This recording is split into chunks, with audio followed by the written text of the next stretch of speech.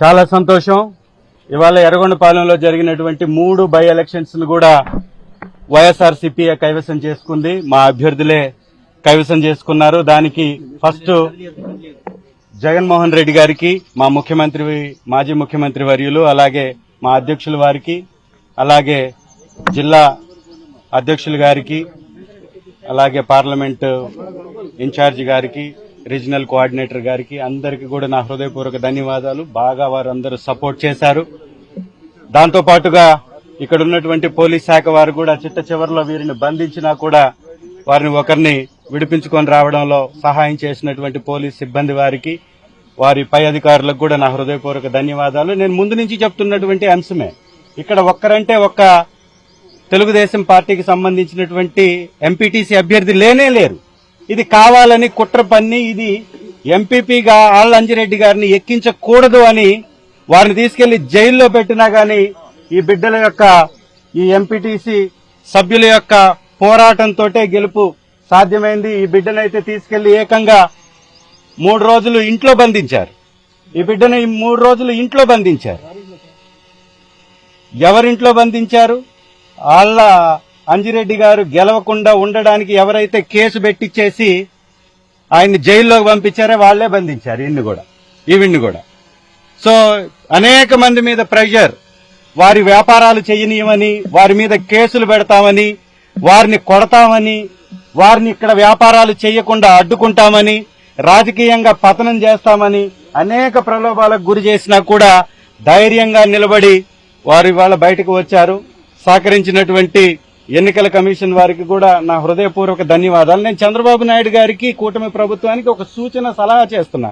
నిజంగా మీరు మంచి పరిపాలన అందిస్తున్నారు అనేటటువంటి ప్రచారం నిజమైతే, మీ పార్టీ మీద మీకు నమ్మకం ఉంటే, మీరు ప్రజలు విశ్వసిస్తున్నారని నమ్మితే, బ్యాలెట్ ఓట్ల ద్వారా జరిగేటటువంటి లోకల్ బాడీ ఎలక్షన్స్ లో గెలిచి మీ సత్తా, మీ దమ్ము చూపించండి.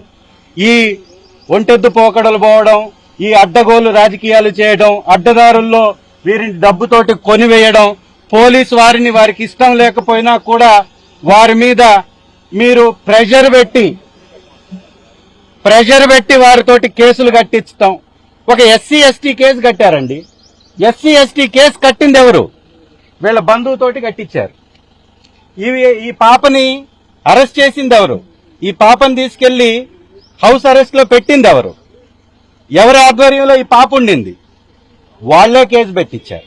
నిజంగా ఈ పాప ఓటేసిందంటే ఆళ్ల అంజిరెడ్డి గారు కేసు పెట్టుంటే వేస్తుందా? ఆళ్ల అంజిరెడ్డి గారు కొట్టుంటే వేస్తుందా? ఆళ్ల అంజిరెడ్డి గారు తిట్టుంటే వేస్తుందా? ఇది రాష్ట్రం మొత్తం తెలుసుకోవాలి. ఎస్సీలను అడ్డం పెట్టుకుని ఓసీల మీద తప్పుడు కేసులు పెట్టిస్తున్నటువంటి ఈ కూటమి విధానాన్ని ఎండగట్టాలి. ఇక్కడ ఉన్నటువంటి తెలుగుదేశం ఇన్ఛార్జి యొక్క ఈ దగాకోరు రాజకీయాన్ని ప్రశ్నించాలి, నిలదీయాలి. అతను ఎట్లా గెలవలేదు, రేపెట్లా గెలిచేది కూడా లేదు. అడ్డదారుల్లో రావడం, అడ్డగోలుగా డబ్బుని ఎర్రచూపటం, పోలీసు వారిని ముందుకు పంపించేసి అరెస్టులు చేయించడం.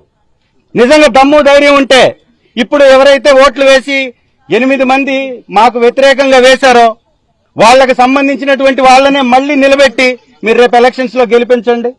వారిని కూడా బజారుకి వీట్ చేశారు.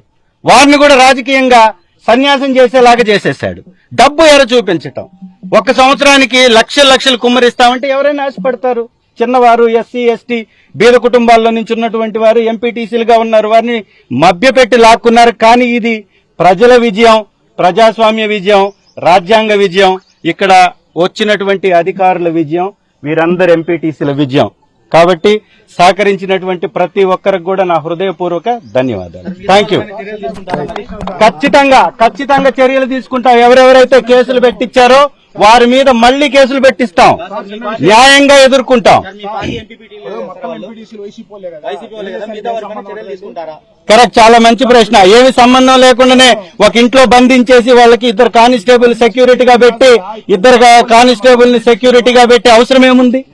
ఎంపీ ఒకవేళ వైఎస్ఆర్ కాంగ్రెస్ పార్టీకి సంబంధించింది అయితే, ఒకసారి వైఎస్ఆర్ కాంగ్రెస్ పార్టీకి సంబంధించింది అయితే తెలుగుదేశం పార్టీ నాయకులకి ఏం సంబంధం? అది వారు చెప్పాలి, సమాధానం వారిని అడగాలి.